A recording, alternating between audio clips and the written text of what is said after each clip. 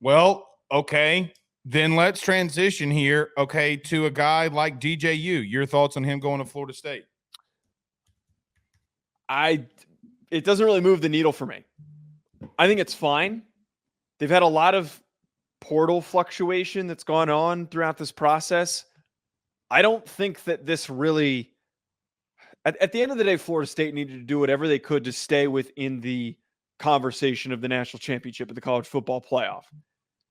This at least adds a little bit of a bridge before they move on and Brock Glenn's the guy or Luke Kromenhoek ends up being the guy, which is good for them. It stabilizes to the point where, he's not going to play like shit. They're not going to lose the dumb games next year.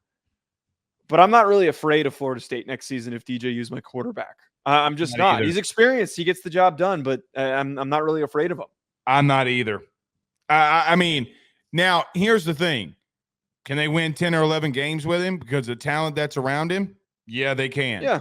Because Clemson did it, right? I mean, like Clemson legitimately did it. I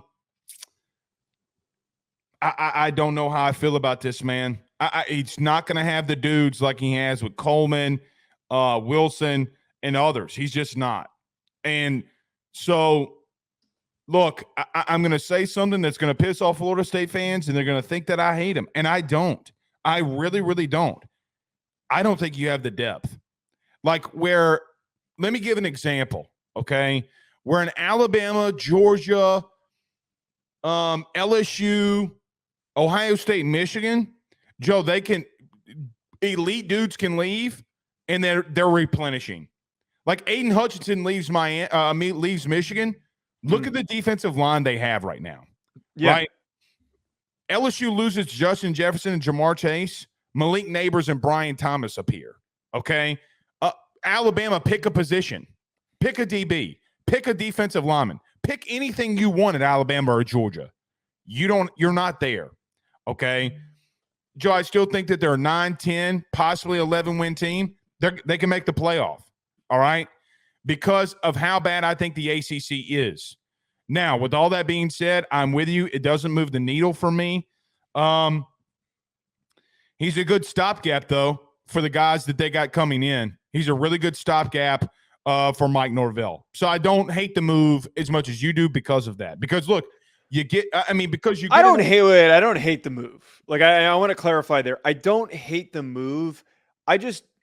With limited options, it's not a bad decision. This is a guy who's played a ton of football who is never going to make the big crazy play. This has always been my qualm with DJ Uiagalelei. He's never going to ascend and win you a football game. He's just not that type of a guy.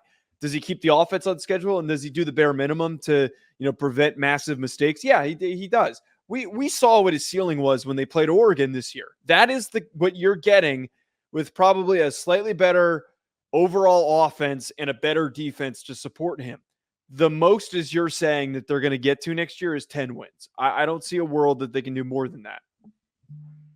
I can, because I think that the ACC is so down. Like, unless Clemson reemerges, Joe, they could win 10 games in the regular season and then win a conference championship game and get to 11 wins. Like, there's a path there. Okay. Yeah. Okay. Like, it's not like DJU and Oregon State where, look, and every single week he's got Utah, Oregon, Washington, USC, like whoever it may be, right? Like, he's not facing that juggernaut. He's coming back to the ACC, and he's been there before. He's been in that situation before. All right. BetOnline remains your top spot for all of your live betting action and contests. NFL, college football, UFC, NHL are all in full swing. BetOnline is your number one source for wagering news, odds, trends, and predictions with both desktop and mobile access at any time. Head to BetOnline today and use promo code BELIEVE, that's BLEAV, for 50% off your first deposit. That is a 50% welcome bonus. BetOnline, where the game starts.